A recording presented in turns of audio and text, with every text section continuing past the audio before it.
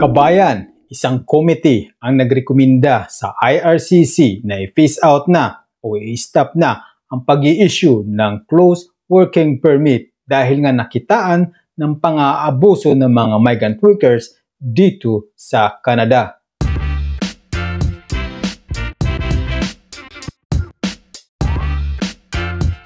Welcome back puli kabayan, this is Dads from Dads Info TV na isa pong OFW based po sa Sudbury, Ontario, Canada. At kung bago ka pa lang sa ating channel kabayan, I invite you to subscribe sa ating channel.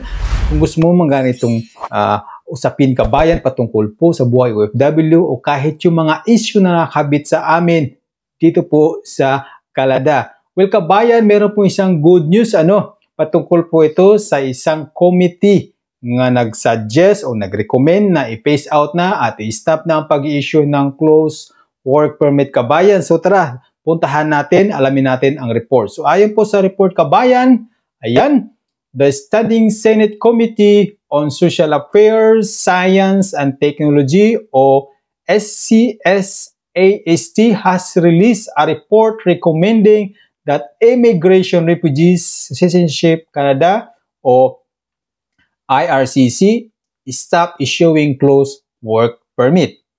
The report examined the structures and the use of Temporary Foreign Workers Program TFWP, which was introduced in 1973 to help Canadian employers feel urgent and stop position when no Canadian and permanent residents were qualified or applied.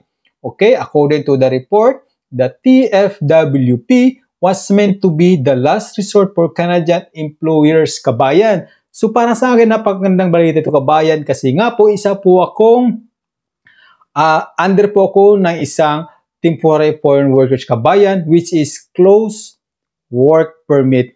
Okay, so ibig sabihin ng closed work permit kabayan, nakatali po ako sa isang employer. Okay?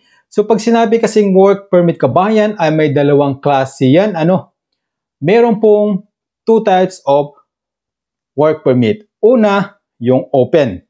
Ibig sabihin, walang problema kahit magpalipat-lipat ka ng trabaho o employer dito sa Canada. Okay?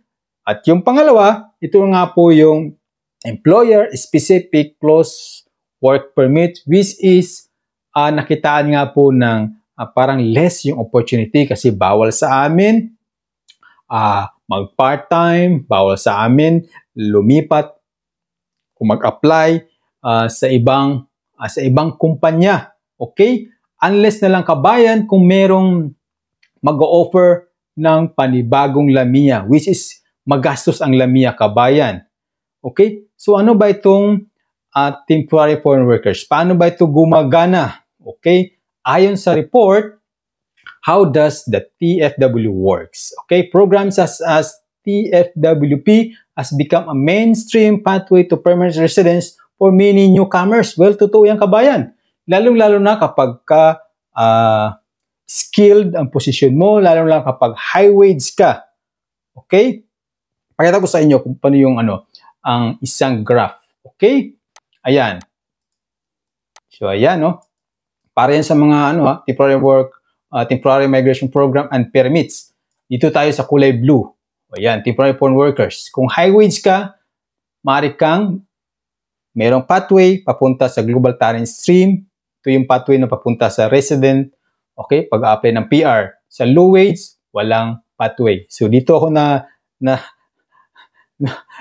andito ako sa bracket na ito. Sa mga primary agriculture, mas maganda. Merong seasonal agriculture worker program at caregiver, wala pa. So, sa primary agriculture, may dalawa pa lang program, agricultural stream, okay, saka yung seasonal. So, yung kagandahan kabayan, Kaya mabalik tayo sa report.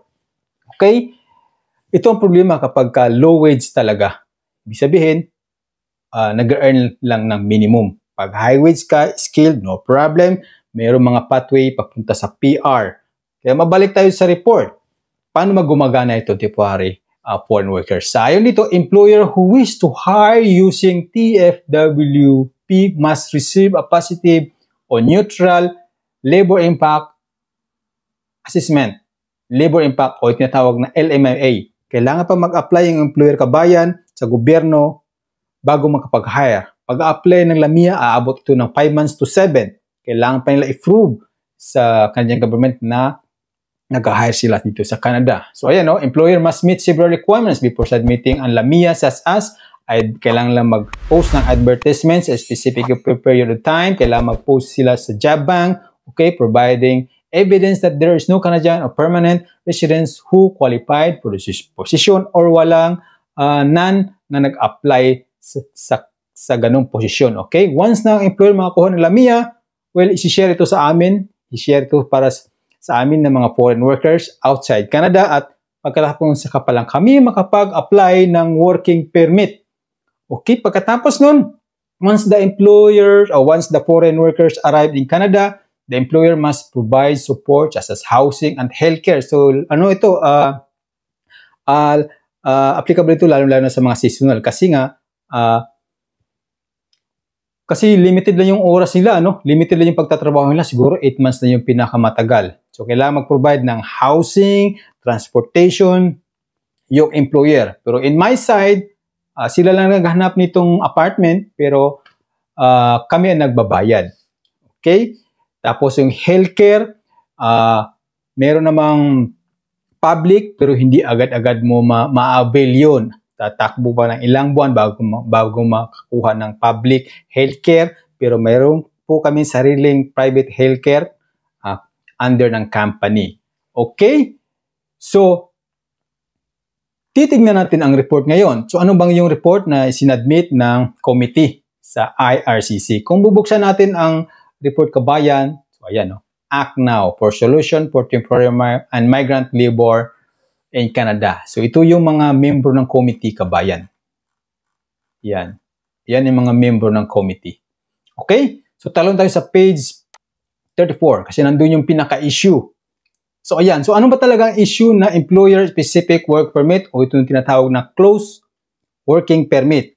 Okay? An overwhelming majority of migrant workers advocates, academics, and economists told the committee that employer-specific work permits are the single most egregious condition of vulnerability. So, yung kabahan, nakitaan talaga nilang matinding problema sa pang-aabuso, halimbawa dyan sa emotional, physical, o sa mga verbal abuse at kung ano-ano pa dahil nga nakatali ang isang migrant workers, so hindi sila malaya na magpahayag ng kanilang mga hinaing. Okay? So, Catherine Bryan summarized that the closed work permit is a primary concern for migrant workers because it imposes barriers on their ability to contest any difficulties that they are encountering, and it makes it almost impossible for them to leave. Dahil nakatali po, closed work permit, hindi sila maaring mag-apply sa iba unless mahanap sila ng panibagong employer na nag-o-offer ng LMIA. So karamihan sa mga closed working permit kabayan ay may kontrata na 2 years. Okay? So ayon pa dito, dagdag pa ni Elizabeth Kwan added that this permit make migrant workers vulnerable to abuse, exploitation, and provide employers with a stable, low-wage, and compliant migrant workforce. So yan talaga ang problema kabayan, no? Yan ang matinding problema na dapat i-address, particular na dito sa closed working permit kabayan under TFW. Okay. So ano naman ang impact nito para sa mga kagaya ko na OFW? Okay? Dahil closed work permit kami, so nandyan yung reluctance, fears to exercise labors, mobility, and human rights. Okay, pero ayon naman sa Government of Canada, state that